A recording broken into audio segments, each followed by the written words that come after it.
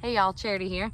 I am out in my garden for a quick bit. I've got a 15-minute timer going, and I wanted to talk to you guys about what you really need to be doing in your garden in the month of February, and that is amending and prepping your beds. So what you don't want to happen is to come out when our first frost date has passed and the weather is great and you went and bought transplants, or you take those seeds that you started inside and you come out to your garden and you find that it looks like this and that you've got weeds everywhere, or like I had in some of my other beds, you come out and find your beds are full of ants. That is the worst.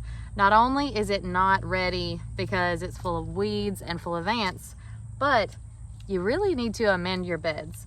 So what I like to do in my garden beds in particular is I will add bone meal, blood meal, and wood ash from burning piles of fallen tree limbs and dead branches over the winter time. But you could also add black cow or whatever amendments that you really enjoy using if you have a preference. But you want to make sure that you get those things amended before you plant. They kind of take some time to settle in the soil, and while you could do it the day of, when you're planting, you've got so much stuff going on. You really don't want to do that on the day that you're planting. I also like to add worm compost into my garden, or I have homemade compost and leaf mold and things that I will add on top of my garden. That is a lot easier if you're not direct sowing your seeds. So if you're direct sowing a lot of the seeds in your garden, it's going to kind of be tough if you put a bunch of leaf mold in there. You're going to find that you're always having to move stuff around and you put your seeds and it kind of gets covered, and I don't really love or enjoy that. And my second thing that I would encourage you to do in February, because if you're anything like me, you want to add more beds. And I'm always eager beaver to add to my garden. I scaled up from a very small garden that was about 3 feet deep by 6-8 feet wide to adding 3 more beds and multiple containers, all the things. And what I learned very, very quickly was you will have a lot more success with a smaller space that you can manage well than having a really big space that you never really upkeep. And today I was actually listening to the Roots and Refuge podcast with Jess and Maya about questions that they answered. And she said something today that completely struck me, and I thought that is the most true thing that I have heard in such a long time. And she was talking about having a dream or believing that something's going to happen. And she was saying that she acts as though it's already happened. If you really believe that something's going to happen, that you have to act as though it is. Believe in your heart that it is, even if that's kind of pretending until the real faith really comes. But then you're only really going to be given or keep really what you have the ability to manage. And that is so true. As I have scaled my gardens over the years, I have found that the smaller my garden is, the better it is. The more it thrives, the better the plants do, because I'm actually giving them a lot of attention. The more I'm able to stay on top of weeds and things like this.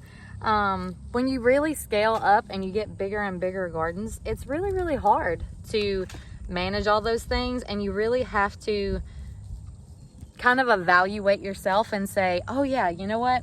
I do have the capacity and the ability and am willing to make the commitment to do this and do it well. And that's not always the case. So as you're going through your beds this spring and you're amending, today is February 19th. And if you're in the area that I'm in, our last frost date, depending on what calendar you're looking at, is between the 26th and like March 2nd to March 4th. That's like a week to 2 weeks away. So you really could be planting right now. I'm actually gonna plant some things today. I'm risking it. I'm gonna see what happens. I don't have any frost on the 10-day forecast. The low on the 10-day forecast right now is 57, 58 one night. The rest of the lows are in the 60s. I'm good with that. I'm risking it. We're gonna go with it to the capacity that I can cover. So I know that I have enough buckets to safely and properly cover about maybe 10 tomato plants. And so I am going to put in about 10 varieties of tomatoes, and know that if we get a late frost, I'm gonna have to cover those with a 5-gallon bucket and provide them a little bit of heat and protection, but I'm okay with doing that. If I were to plan out my entire garden this weekend and we have a late frost, I would really kind of be scrambling and struggling. And look right here, would you look at that? Here I am weeding the bed, and out come all the ants. If you've got raised bed gardens in South Louisiana, you're gonna have ants. It's just what it is. There's no getting around it. But if I waited until I wanted to plant and I came out and tried to plant and I found all these ant beds, then I would have to treat those ant beds. And unless you're using some type of poison, that could take a while to get better. And when you start putting nutrient-rich composts and fertilizers and things into a garden bed, well, that attracts all the things, and they're really gonna enjoy that. So you wanna be sure that this spring you're evaluating your space. You're looking at it and saying, yes, I do, or no, I don't have the capacity to expand in this season of time.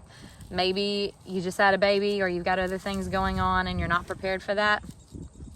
Or maybe you look back and say, man, I think the space was perfect, but I am gonna have a little more time or a little less time.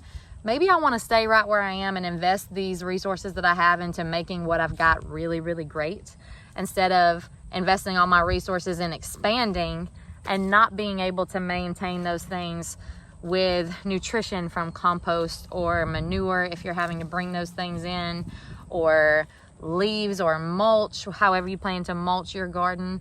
So I really encourage you to be thinking about that over the next week to 2 weeks. We've got gorgeous weather, and we really need to get those beds weeded, amended, address the ants, address all of the cardboard that you've got covering the massive piles of weeds that kind of built up over time, and get those things ready so that on planting day, really all you got to do is just plant and enjoy it and be so thrilled about planting.